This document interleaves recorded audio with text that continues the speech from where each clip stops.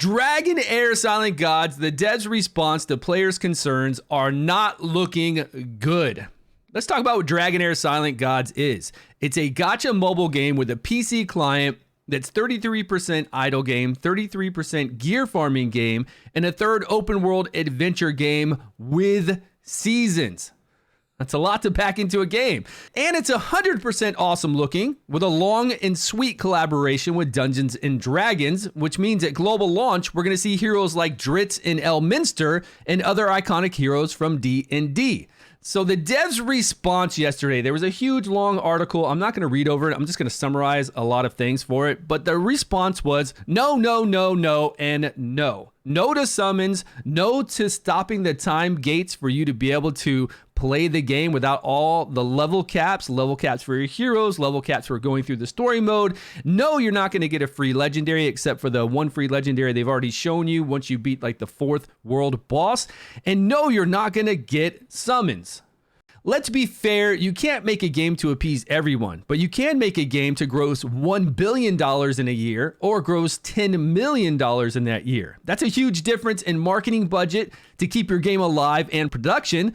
To me, with all the no's that they gave us, they want to stick to their guns. Whoever the creative person is with this probably had the idea to come up with this in their small group, and they're like, no, we've decided to do the game this way, and we will not change how we're going to do this game. No matter how many people we lose, even if we make that 10 million a year instead of that billion a year, this is what we're going to stick to. Let's do their DragonHeir pitch. Like, what do they want their game to be? They want it to be a slow play through seasons. At the end of the season, you're going to get dice to summon new heroes. You're going to retain your current hero. You're going to retain your artifacts for those heroes, and you're going to retain your skill scrolls. Not your equipment for your heroes, not the armor and not the relics that you get on the bottom there. We just keep the artifact, that one slot for your artifact. The new season will give you a lot of dice, gold dice and purple dice, depending on your progress from the previous season. So they want this to be a seasonal, long, drawn-out thing where every season you're capped at everything you do. You start over, you have all your heroes, you have your artifacts, you have your skill scrolls, and you start that season off, and then you're capped again, capped again, capped again. You farm slowly, and every season, every 3 months, you slowly build up your roster. So they limit farming, they limit summons, until the end of the season. They cap leveling, they cap tower modes, they cap hero progression, and then they want you to do it all over again next season. That is not good for player retention. Let's do my pitch of how we would run this game, and this is not just me. This is from all the comments on all my YouTube videos of players who have left this game because of these issues, and I do not blame them because nobody wants to play a game with this. We will not have good player retention currently the way they want to keep it. The way we would run it is that servers open every 2 days. That's how it works right now. So that means everybody is within 1 day of each other if you're playing on a new server.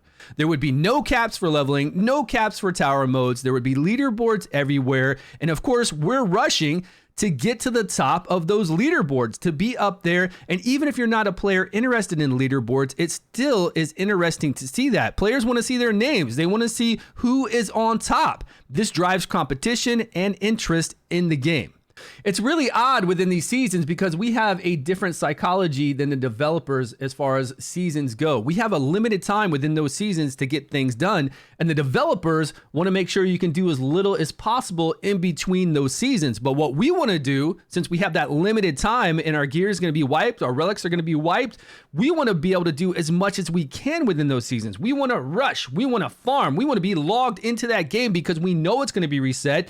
And that's what makes it exciting to have seasons. If you have seasons and you just like stifle all of that, you make it to no, you can't farm, no, you can't roll for heroes, no, you can't, progress. You got level caps. You can't go through the tower mode, only has 3 floors open every single day. Oh my God, how boring this would be to do every single season. The point of the seasons is we have limited time. So we need to be able to do everything as quickly as possible and have as much fun jam-packed into that season so we know how much fun it's been, and we'll do it again the following season. Like currently we have a tower mode, which should have a leaderboard so we can go in there and check and see who's the highest on that tower mode. Just like everything else in the game, we should have that. And then throughout this season with 0 caps, we are just constantly seeing what's going on, and we're able to play a game and stay logged into a game that we love to play. But to stay logged into the game, we're going to need stamina. We're going to need stamina packs sold. They're doing a really good job with rolling events right now for stamina. The issue is that they stated yesterday in that big long update about stamina. Since stamina sources will be reset at the end of the season, we do not want players to spend too much time farming dungeons. What is that? You don't want players in your game playing your game? If you don't have that, if somebody loves a game, but they're not able to play the game, they will then find another game that lets them play, which there are millions of other games that actually let them play. All in all, the way that they're talking about it does not help out with player retention or investor metrics with players' time in game. So it's very counterintuitive for this company to try to push you away from being in the game and retaining customers. This is a gear farming game. Players want to be able to farm gear, and especially since it's going to reset next season because we only keep our heroes, artifacts, and skill scrolls. I think there's a big disconnect between what this company is doing and what a player wants to be doing.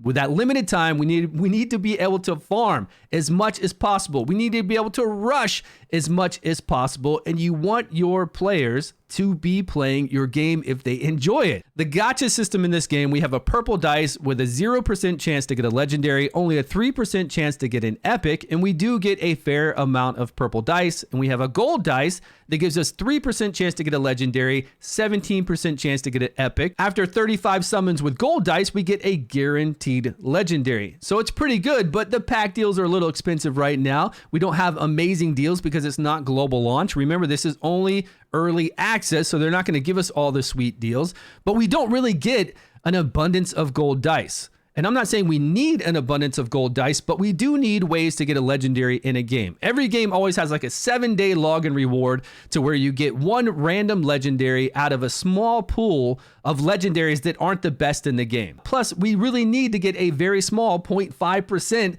on that purple dice of getting a legendary, because a lot of people, even the whales, are looking at the purple dice going, well, I don't even need to open these, right? The whales don't need to open purple dice.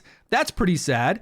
A free-to-play or a low spender have all these purple dice and never having a chance of getting a legendary. That's very sad as well. That alone will push players away from your game. And we're all about player retention. This is a beautiful game. It's got some really good ideas, but we need to be able to have fun in it. I'm currently on day 9 in the game, and I have 8 epics. I've got them all from purple dice. I've opened up 6 gold dice, although I've saved all my red gems. I haven't used any of my red gems to buy the 350, and I think I'm up to like 2,000 or so gems. I haven't used any of that to buy the 350 gold dice. If you want to read over the whole article that they have, you can see it over on their Discord. If you want to read it behind me, I'll slowly play it on the screen behind me so you can read over it yourself now. But thanks so much for watching. Let me know your thoughts down below.